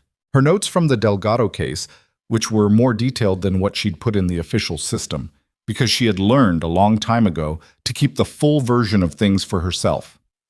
There was one page she stopped at. It was from 9 months ago. A notation she had made after a conversation she'd overheard, not eavesdropped. She had been at the nurse's station doing charting, and 2 administrators had been talking in the hallway outside the open door. She had written down what she'd heard because it was specific and it didn't make sense in the context she had at the time. A reference to a quarterly review with the committee, a reference to keeping the numbers compliant, and a name. Falk. Just the last name, spoken once, in a sentence about an upcoming city meeting. She had written it down and filed it, and it had sat in a folder labeled Clinical Obs for 9 months, because she hadn't had the context to understand what it meant. She looked at it now and understood completely. She handed the full file to the investigator, and they drove back to Riverstone. The afternoon moved. That was the only way to describe it. The particular passage of time when something large is being processed, when the machinery of official response is doing what it does. Slow and grinding and more powerful than any individual part of it. She moved through it the way she moved through most things. Present, not passive, doing what was in front of her to do. Torres found her at 2:30. He had finally eaten something, she could tell. He had the look of a person whose blood sugar had returned to a functional level after a very long deficit. He sat down across from her in the break room and put a vending machine sandwich on the table in front of her. "You haven't eaten," he said. She looked at the sandwich. "How do you know?" "Because I've been watching you for 8 hours and I haven't seen it happen." He sat back. "Also, Jamie told me to make you eat." She opened the sandwich. "How are the patients?" "Stable, all of them. The shoulder wound guy, his name is Darren, he's asking for you again. He's stable. He has his medical team. He doesn't need me. He wants to say thank you. He doesn't owe me anything." Torres looked at her with the expression of someone who has spent a very formative day observing a person operate and is attempting to organize the experience into something he can keep. "Can I ask you something?" "You're going to." "Why did you come back this morning after what Mercer did on those steps?" He paused. "You could have left, filed complaints through proper channels, done everything by the book from the outside. Nobody would have blamed you." She finished a bite of the sandwich. It was bad, the way vending machine sandwiches are always bad. Too much salt, bread that had been compressed by the packaging into something denser than bread should be. "When I was in the field," she said, and she said it without deciding to, which was unusual for her. "The situations that went worst weren't the ones where we were outgunned or outmaneuvered. They were the ones where someone who could act decided to wait for a better option." She looked at the table. "There wasn't a better option this morning. There was just what needed to be done, and I was the person who could do it." Torres was quiet for a moment. "You said in the field." "I did." "That's the first time you've said anything about—" He stopped. "Whatever it is you're not talking about. It's not something I talk about." "Okay." He accepted this with the directness of someone young enough to not yet find a closed door offensive. "For what it's worth, I learned more in the trauma bay this morning than I did in 6 months of rotation." She looked at him. "Not because it went well," he said, It didn't go well in the sense that 6 people were injured and a 14-year investigation had to happen, but the way you moved through it. He shook his head slightly. I've watched attendings work. I've watched the department head. I've never watched someone make that many right calls that fast. She finished the sandwich. You made good calls, too. I made adequate calls. Adequate kept people alive. That's what adequate is for. His phone buzzed. He looked at it and his expression changed. They've arrested someone else. He turned the phone toward her. A news alert. Breaking from the local affiliate. City Councilman Warren Falk taken into federal custody. Sources connect arrest to ongoing investigation. There was a photograph. Falk outside what looked like his office building. Not the steps of a courthouse, not an official setting. The building he had been in when the agents reached him. He was 62, with white hair and the practiced composure of a career politician. But the composure in the photograph had a visible seam in it. The way a man looks when he has spent 20 years believing a particular situation was impossible and is watching it happen anyway. Megan looked at the photograph for a long moment. Reeves, Voss, Mercer, Pruitt, Dorsey, Falk. 6 people, in the course of one day, from a building that had looked from the outside like a functioning medical institution with a civic-minded board and a well-funded emergency preparedness program. How many people knew? Torres asked. He was looking at the photograph too. Some of them, all of it, she said. Most of them pieces. That's how these things work. You don't need everyone to know everything. You just need everyone to know enough to stay quiet. Her phone rang. Harlan. The ledger is everything we needed, he said without preamble. Falk is in custody. Reeves's legal team attempted to negotiate a cooperation deal approximately 40 minutes ago, which tells you how quickly the shape of the situation landed on him. He paused.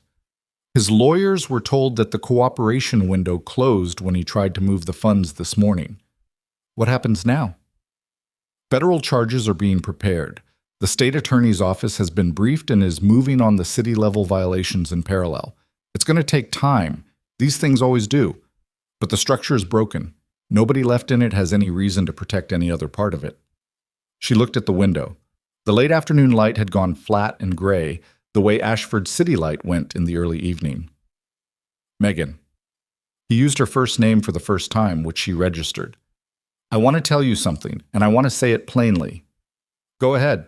What you documented over 11 months, the clinical notes, the escalation records, the conversation you wrote down 9 months ago with Falk's name in it, that documentation is the reason this case is airtight, not the ledger. The ledger confirms what we suspected. Your records establish the pattern at the operational level, which is the piece that connects the financial structure to actual harm caused to actual patients. He paused. You built the evidence for this case without knowing you were doing it. She didn't say anything. You were told your documentation was a problem, he said, by the people whose behavior your documentation described. I know. I want to make sure you hear this clearly. Your documentation was the problem. For them. Because it was accurate, and accuracy was the one thing the structure couldn't survive. She heard it. She held it. What about the patients? She asked. Not today's, it's the ongoing ones. The people who received substandard care because resources were being diverted. That's part of the civil component. It's going to be complex, and it's going to take longer than anyone wants it to. He didn't dress it up, which she appreciated. What I can tell you is that the State Health Oversight Board has been notified and is beginning a review of every case file from the past 4 years. Every patient who experienced adverse outcomes during this period is going to have their case looked at. Carlos Delgado was going to be in that review. The people before him, whose names she knew from the pattern, but whose cases she hadn't been directly involved with. The people she had documented and escalated and been told to stand down about. She had stood down from the official process. She had not stopped documenting. There's one more thing, Harlan said. The formal press statement from our office is going out at 5 p.m. today. We want to include a specific mention of the role that clinical documentation played in building the case. Without naming you by name, your service record makes that complicated from a security standpoint. I don't need to be named. I didn't think you would. A pause. But I want to prepare you for the fact that even without a name, people are going to connect it to you. The footage from this morning is everywhere. The people at this hospital know who filed the documentation. This is not going to be something you can step back from easily. She looked at the break room. The vending machine with its steady hum, the coffee machine that made better coffee than the one in the hallway, but not by much, the table with the wrapper from the sandwich Torres had brought her.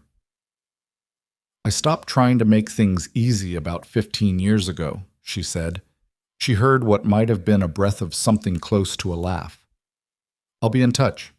She put the phone down. Torres was looking at her. She looked back at him. Is it over? He asked. The acute part. She stood up. The rest takes time. She left the break room and walked back into the hospital. The trauma bay had returned to its baseline operations. 2 patients, neither critical, the ordinary rhythm of a hospital afternoon. Jamie was at the station charting. The aide she didn't know by name was restocking the supply cart. Megan stood at the edge of the bay for a moment. She had been in this building since before 6 in the morning. She had been fired from it, come back to it, given a formal statement in it, driven away from it, and returned. It looked the same as it always looked.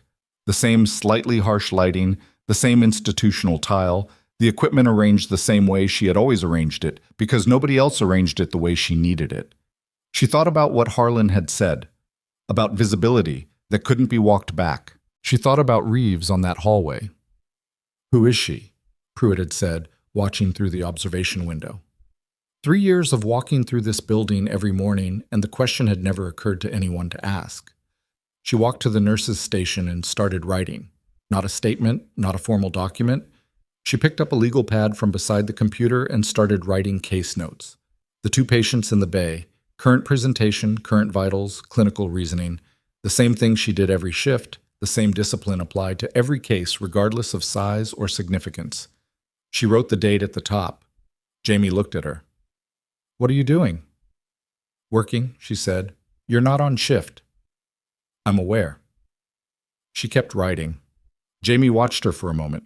Then she turned back to her own charting without saying anything else. That was one of the things Megan had always appreciated about Jamie. She knew when a person needed to be doing something and didn't need to have it explained. The 5 o'clock news came on the television mounted in the corner of the waiting area. She could hear the audio from the bay. The anchor led with the federal investigation, the arrests, the name Falk. Then Reeves, then Mercer, then a carefully worded reference to clinical documentation by hospital staff that had been central to establishing the pattern of misconduct. No name, just the fact of it. In the waiting area, 3 people who had been sitting with phones and old magazines looked up at the television. One of them, a woman in her 50s waiting for someone in the back, said something quiet to the man beside her that Megan couldn't hear. Her phone buzzed on the counter, a number she didn't recognize. She let it ring. It buzzed again 10 seconds later, same number. She picked it up. Ms. Hart? A man's voice. Professional, not official. The specific register of institutional PR rather than law enforcement. My name is Alan Breswick. I'm with the Riverstone Medical Center's Board of Directors. We've been given emergency authorization to reach out to you directly, given the events of today. A pause. The board is convening an emergency session at 7 this evening. We'd like you to be present. For what purpose? To discuss formally the actions taken against you this morning and to explore, Mr. Breswick. She said it evenly. Who is on the board right now, given that Reeves is in federal custody? A silence. The deputy chair is overseeing. Who appointed the deputy chair? Another silence. Longer. I'll need to confirm that before the meeting, she said. Send me the board composition and the specific agenda items in writing. I'll respond by 6:30. She ended the call.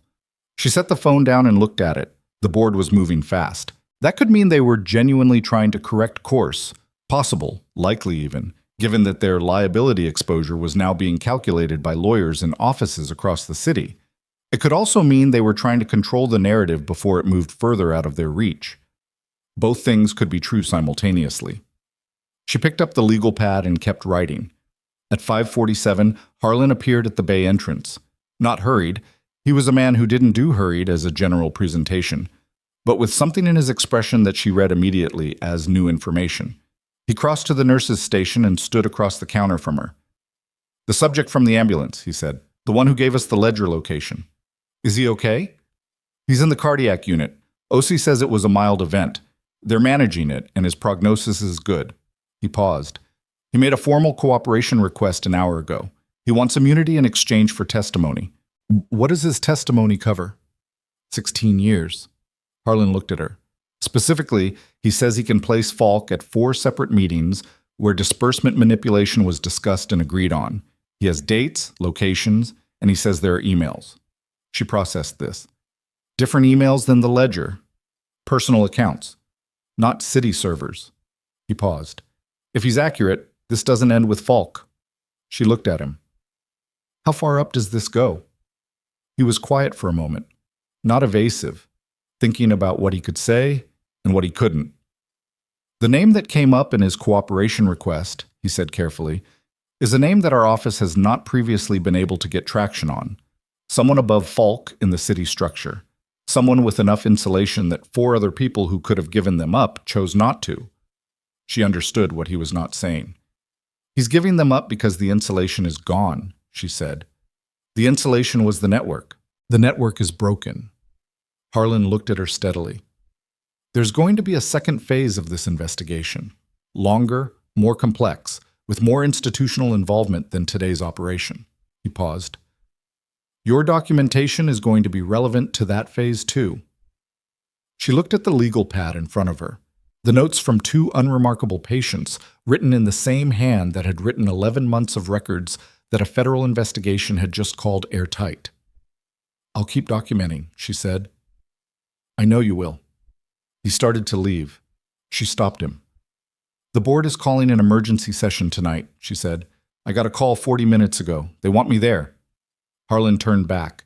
His expression shifted in a way that told her this was not a surprise to him. What do you know about the deputy chair? Nothing yet. I told them to send me the board composition in writing. He reached into his jacket and produced a folded document. He set it on the counter. That was already on our radar, he said. Before you opened it, the deputy chair's name is Helen Marsh. She's been on the board for 6 years. Her appointment preceded Reeves by 2 years. He paused. She's not in the ledger. Megan looked at the document. That's what you know. That's what the ledger shows. He met her eyes. The ledger was Reeves's document. He recorded what he wanted recorded. She unfolded the paper. The board composition. 12 names, titles, terms of service. She read down it the way she read case files, systematically, without assumptions, looking for the thing that was almost there. She found it on the 7th line. Not Helen Marsh. A name she recognized for a different reason. A name that had appeared once in a context she had not fully understood at the time. In the same conversation she had overheard 9 months ago, where Falk's name had been mentioned. Not Falk's name. A second name spoken quickly in a sentence about the subcommittee review. The name on the 7th line of the board composition was the second name from that conversation. She had written it in her notes. She had filed it in the folder labeled Clinical Obs. She had handed that folder to the federal investigator 6 hours ago. She looked up at Harlan. The document I gave your investigator this afternoon, she said. Page 7. There's a name. He looked at her. That name is on this board, she said. Line 7. Harlan was very still. The emergency session tonight, she said quietly, is not the board trying to correct course. Harlan pulled out his phone before she finished the sentence. He made 2 calls in quick succession, both brief, both in the clipped shorthand of someone issuing instructions to people who already understand the context. Megan watched him work and felt the specific quality of stillness that comes not from calm, but from the recognition that the next few minutes were going to move fast, and her job was to be clear-headed when they did. The name on line 7 was Douglas Whitmore. He was listed as a board member in his 5th year of service, affiliated professionally with Whitmore Capital Partners, a private equity firm with municipal investment interests that she had never had reason to examine before and now understood with complete clarity. He was 64 years old. She knew what he looked like from the hospital's annual report photograph, silver-haired, confident in the particular way of men who have always had access to the rooms where things were decided. He was also, according to her 9-month-old handwritten notes, the person Falk had been referring to when he said the subcommittee has sign-off from above. Above Falk. above Reeves, above the structure that had just been dismantled in the course of a single day. "The session is at 7, she said. "It's 5:53. "I know." Harlan put his phone in his jacket. "We're not going to let the session happen the way they planned it. They're going to try to bring me into a room where Whitmore is present before he knows we've identified him. Use the board session as cover. Frame it as the institution making good. Offer me reinstatement. Get me in a posture where I look like the situation is resolving." She thought about it. "And while that's happening, move whatever needs to be moved. That's the working theory." He looked at her. "The cooperation request we received an hour ago, the subject from the ambulance, he named Whitmore. That's the name our office hadn't been able to reach before. Whitmore is the reason the insulation held for 4 years. He paused. "He's also the reason Mercer was deployed this morning. This wasn't Reeves making a unilateral call about your documentation. This was Whitmore deciding the risk level had changed. She had done nothing that morning except file accurate notes and escalate a patient care concern. The decision to fire her, to use Mercer, to organize a press presence on the hospital steps, that had been made by a 64-year-old private equity investor because a nurse's paperwork had become inconvenient." She looked at the clock on the wall. "What do you need from me?" "Attend the session," he said. "At 7, as planned." She looked at him. "We'll have people in place before you arrive, but we need Whitmore present when we move on him. If we pull his arrest warrant and he's not in the building, he has 20 minutes to start making calls that complicate the next 6 months of investigation." He held her gaze. "I'm asking you to walk into a room with a man who had you fired this morning, knowing we're going to take him out of it." She thought about a number of things in quick sequence. She thought about Torres in the break room. She thought about Petra counting to 31. She thought about the subject on the ambulance ceiling saying, "I kept it for myself," and meaning it, and telling her anyway. "What time do you need me there?" she asked. 6:55. "I'll be there." She was. The boardroom was on the 4th floor. A room she had never been in, had passed the door of maybe twice in 3 years. Long table, 12 chairs, a window that looked out over the east side of the city, where the lights were starting to come on in the early dark of the evening. Helen Marsh, the deputy chair, was already seated when Megan arrived, a composed woman in her late 50s who had the watchful quality of someone who had spent the day deciding what posture to maintain through a situation she hadn't controlled. 2 lawyers. An HR director whose name Megan didn't know, and Whitmore. Seated at the far end of the table, silver-haired and steady, in a suit that cost more than 3 months of her salary at this institution. He looked at her when she came through the door with an expression that was calibrated to convey welcome and concern in equal measure. The expression of a man who had spent a career managing the presentation of difficult conversations. She sat down. "Ms. Hart," Marsh began, "first, I want to say on behalf of the board." "Before we start," Megan said, "I'd like to know who called this meeting." A brief silence. Marsh looked at the lawyers. "The board, collectively. Who specifically initiated it? Whose motion?" Whitmore spoke. His voice was smooth, unhurried. "I suggested the session, given the severity of today's events. The board agreed unanimously." He leaned forward slightly. "What happened to you this morning was wrong, Ms. Hart. We want to make it right." She looked at him directly. She held his gaze the way she had learned to hold difficult things, not aggressive, not submissive, just present. "How do you intend to do that?" she asked. "Full reinstatement, back pay for the period of wrongful termination, a formal written apology from the institution." He gestured slightly. "We want you back. What happened today? The work you did in the trauma bay, despite everything. That's the kind of person this hospital should be protecting, not discarding. It was well delivered. She gave him that. If she hadn't known what she knew, it might have moved her." "That's generous," she said. "It's the least we can offer." The door opened. Harlan came in first, 2 federal investigators behind him, a third going directly to the far end of the table where Whitmore was sitting. Whitmore's expression held for approximately 1.5 seconds. Then it didn't. "Douglas Whitmore." The investigator to his right had the warrant out. "Federal arrest warrant for conspiracy to commit wire fraud, obstruction of justice, and misappropriation of public funds. Please stand." The room went very still. Marsh made a sound, Not words, just the audible manifestation of something landing that she hadn't expected. The HR director pushed back from the table slightly. An involuntary motion. The lawyers exchanged one look, and then both of them went carefully neutral, the professional neutrality of people calculating their own exposure. Whitmore stood. He was still controlled. She watched him manage it, watched the effort it took, watched the specific recalibration of a man who has built his entire life on the assumption that he was always going to be the most powerful person in the room and is discovering at 64 that assumption had an expiration date. He looked at Megan. "You did this," he said. Not loud, very controlled. She looked back at him. "I documented what I observed," she said. "I've been doing that for 11 months. You made the decision to fire me for it." He held her gaze for a moment longer. Then the investigator guided him toward the door with a hand on his arm, and Douglas Whitmore, chairman's associate, 16-year architect of a structure that had redirected public emergency funds, protected by the insulation of access and influence, and the assumption that nurses who filed accurate paperwork could simply be discarded, was walked out of the boardroom of Riverstone Medical Center. The door closed behind them. The room was quiet for a long moment. Marsh looked at her hands on the table. Then she looked up at Megan. "How long have you known about him?" "I noted his name 9 months ago without understanding the context," Megan said. "I understood it about an hour ago." Marsh absorbed this. "And tonight was necessary for the investigation.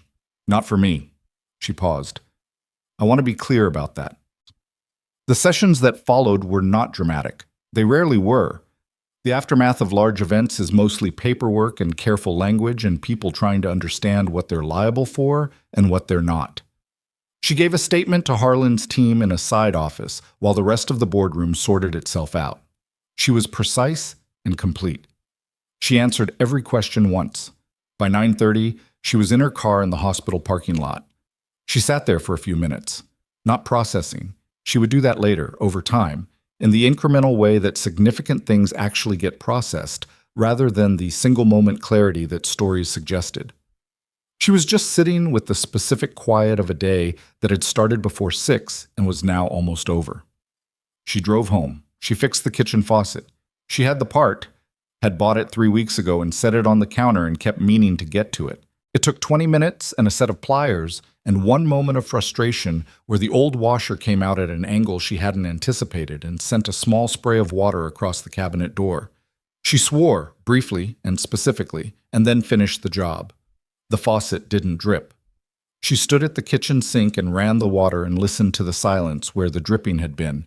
And for some reason, that was the moment she felt the day most fully. Not in the boardroom, not in the ambulance, not on the hospital steps with Mercer's voice on the air. Here. The particular relief of a small thing finally fixed.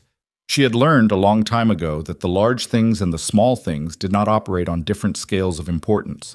A dripping faucet you ignored for 3 months was the same impulse as a corrupt funding structure you looked the other way from. The belief that what you were living with was the cost of getting through, that the irritant was permanent and correction was someone else's job. She had never believed that about other people's situations. She had apparently believed it, without noticing, about her own kitchen. She went to bed at 11:15 and slept for 7 hours, which was more than she'd managed in a single stretch and longer than she could easily remember. The weeks that followed were not simple. They were not supposed to be. The federal charges moved through the system with the deliberate pace of serious prosecutorial work. Mercer was indicted on 6 counts: the falsification charges, the intimidation of witnesses, his role in the financial structure. He hired a lawyer who was good but not good enough. And the lawyer's opening argument, which centered on Mercer as a minor participant who had been used by larger players, collapsed when the cooperation testimony from the ambulance subject detailed 3 specific meetings at which Mercer had not been a passive participant, but an active one. He had enforced. That word showed up in the indictment 4 times. Reeves negotiated a plea. His lawyers had promised him a more favorable arrangement than he received, which was a pattern with people who waited too long to cooperate while simultaneously trying to manage the narrative through back channels. He received 7 years. He was 61. He would be 68 when he came out, if he served the minimum. and the institution that had been his primary professional identity for 16 years would be under federal oversight for the duration. Voss lost his medical license. The state board's review took 4 months and concluded that the documentation he had submitted in the Delgado case constituted deliberate falsification of a medical record, a finding that was supported by 3 other case files identified during the broader review. He did not go to prison. He would not practice medicine again. Falk was convicted at trial. He had chosen not to cooperate, which was his right, and the decision cost him significantly. 11 years, the maximum the charges allowed, delivered by a jury that had spent 2 weeks reviewing financial records and clinical documentation and the testimony of a 63-year-old accountant recovering from a mild cardiac event who described 16 years of deliberate misdirection with the particular clarity of a man who had decided, finally, that the weight of it was not worth carrying. Whitmore's trial was the longest. It lasted 3 weeks. On the 14th day, his own financial records, subpoenaed from Whitmore Capital Partners through a separate civil process, were entered into evidence, and the jury understood within the hour why the investigation had taken 14 months to build to him. The structure he had built was genuinely sophisticated. It had been designed by someone who understood exactly how oversight worked and had exploited every gap in it. The sophistication did not save him. He was convicted on all counts and sentenced to 9 years. Pruitt and Dorsey received administrative charges and civil penalties. Neither faced criminal prosecution, a fact that Megan found imperfect, but accepted as the shape of what the evidence actually supported. Both lost their positions. The State Health Oversight Board placed Riverstone Medical Center under a 2-year corrective action plan. All 47 patients whose cases had been flagged during the review received formal notification and the option to pursue civil claims against the institution. 31 of them did. Carlos Delgado was among them. Megan learned about most of this the way anyone outside a formal investigation learns about ongoing legal proceedings, through news reports, through Harlan's periodic calls, through the documents that Agent Flores occasionally sent her with a request to review specific clinical notations for context. She was a witness. She was not a party. She had a role that was specific and bounded, and she did it precisely and without elaboration. She was not, in the end, reinstated at Riverstone Medical Center. She had expected that decision to feel more significant than it did. The board, newly constituted, half the previous members having either resigned or been removed pending investigation, made the offer formally in writing 6 weeks after the arrests. Full reinstatement, back pay, the written apology. She read the letter twice and then set it on her kitchen table and looked at it for a while. The faucet didn't drip. She thought about what she was being offered, which was a return to the thing she'd had before it was taken, which was not the same thing as getting back something she'd lost. The thing she'd had before had been constructed on a foundation she hadn't fully examined. The belief that staying small and unremarkable was a form of safety, that the gap between what she was and what people thought she was a reasonable trade for the kind of quiet she'd been looking for since she came home from 8 years she didn't talk about. She wrote back declining the offer. 3 weeks later, she received a different offer. This one came from a federal emergency response training initiative, a program she had not heard of, coordinating cross-disciplinary crisis response training for medical and emergency services teams across 5 western states. The program director was a woman named Vasquez, who had been in emergency nursing for 22 years and spoke on the phone with the brisk directness of someone who didn't have time to perform enthusiasm. "I'll be honest," Vasquez said. "We've been trying to find the right person for the curriculum lead position for 8 months. After what happened in Ashford City, 3 different people sent me your name in the same week." "What does the position involve?" "Developing and delivering trauma response training for emergency medical teams at the regional level. You'd be building the curriculum from the ground up.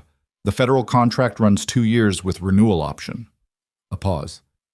"You'd be moving. The program is based in Billings, but you'd be traveling 2 weeks out of 4. She thought about it. "Send me the program documentation." "Already did. Check your email." She checked her email. The documentation was thorough and specific and described work that was genuinely difficult and genuinely necessary. The gap between clinical training and field readiness that she had observed her entire career. The reason Torres had spent 6 months in rotation without encountering the kind of pressure-tested decision-making that the trauma bay had required of him that morning. The curriculum lead would have to build something from the ground up, which was harder than maintaining something that already existed, and would have to build it well enough that it kept working after she was no longer in the room. She called Vasquez back the same afternoon. "One condition," she said. "Name it." The curriculum includes a module on clinical documentation, not just charting protocols, the ethical and legal weight of accurate documentation, what it protects, what it costs when it doesn't happen. She paused. That module is non-negotiable. A beat. That's not a condition. That's an asset. Vasquez's voice had something in it that might have been the beginning of a smile. "We start in 6 weeks. She took the apartment in Billings on a month-to-month lease, which felt more honest than a long-term commitment to a city she hadn't lived in yet. It had better windows than the Ashford apartment and a kitchen faucet that didn't drip, which she checked within the first 10 minutes. The morning before she left Ashford, she went back to Riverstone Medical Center one last time. Not for any formal reason. No meeting, no statement, no press. She parked on the street and walked through the front doors and went upstairs to the cardiac unit. The subject from the ambulance, his name was Leonard, she had learned eventually, Leonard Carr, was long discharged. She wasn't there for him. She stopped at the nurse's station on the cardiac floor and asked for the room number for a patient named Darren Kowalski, who had been admitted 3 days after the warehouse incident with a follow-up complication from the shoulder wound that had turned out to be less significant than initially feared. He was still there. He was eating lunch when she knocked on the open door, which seemed appropriate. He was 34, she could see now, the kind of face that looked younger when it was pale from blood loss and older when it was fully present and eating a mediocre hospital sandwich. He looked at her. "You're the one from the ER," he said. "I am." "They said you left, that you took a different job." "I did." She stayed near the door. "I heard you wanted to say something." He set the sandwich down. He looked at her with the direct discomfort of someone who has something to say and isn't certain how to say it without it sounding like less than it means. "I was awake the whole time," he said, "when you were working on me. I could hear you talking to the other patients, telling them what to do, keeping them in it." He paused. "I had my eyes closed because it seemed easier, but I could hear all of it." She waited. I wanted to say that you didn't have to come back. You'd already been fired. Nobody would have blamed you." He looked at the table. "And you did it anyway." "I did what I could do," she said. "That's all it was." "That's not all it was." She looked at him for a moment. He meant it. She could see that clearly, the earnestness of it, the way people mean things when they've been close enough to a situation to understand what it cost. "Get better," she said. "Finish the sandwich." He almost laughed. "Yes, ma'am." She left. Harlan called her on the drive out of Ashford City. She answered it through the car speakers, the city moving past her windows in the early morning light, the streets she'd driven for 3 years, the parking structure, the arts district nobody actually used. "Whitmore's sentencing was this morning," he said. 9 years.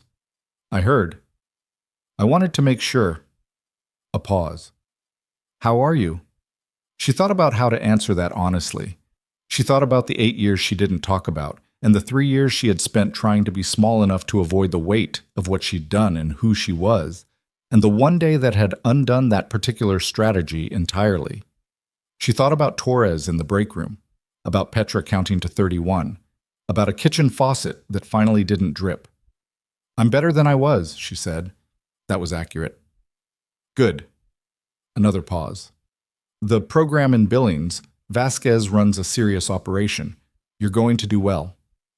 "I know." "Sergeant." He said it the way he always said it. The rank is a statement of fact rather than a title, a recognition of something that had existed before any of the past 3 years and would exist after. "It was worth knowing you." "You too," she said. She meant it. She drove north. There is a particular kind of person who moves through the world carrying more than anyone around them can see. Not because they hide it from shame, but because they learned, in circumstances most people never encounter, that what you carry doesn't have to be visible to be real. Megan Hart was that kind of person. She had always been that kind of person. What changed, on a Tuesday morning in Ashford City, was not who she was. What changed was that the people around her finally ran out of the ability to look past it. They had dismissed her because she was quiet. They had underestimated her because she didn't argue. They had handed her a cardboard box and walked her out the front door because they had spent 3 years looking at her and seeing only what she allowed them to see, and it had never occurred to them to ask what was underneath. That was their mistake, and it was a mistake that cost them everything. She had not come back to the hospital that morning for recognition or redemption or to prove a point to anyone watching. She had come back because there were 6 people who needed someone to do the work correctly, and she was the person who could do it. That's the only calculation she had ever made, in every situation that mattered. Not who is watching, but what needs to be done, and am I the one who can do it? It turns out that quiet competence, practiced patiently over years, is not invisible. It is just unnoticed, and those are not the same thing.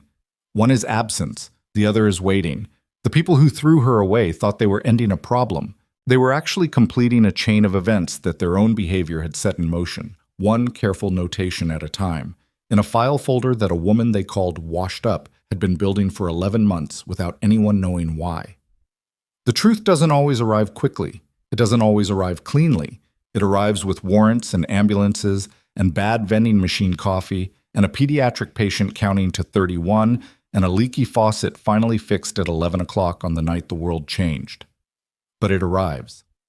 Megan Hart drove north toward Billings with the window cracked and the heater on and a folder of curriculum notes on the passenger seat, and she did not look in the rearview mirror once. She already knew what was behind her. She was interested in what came next.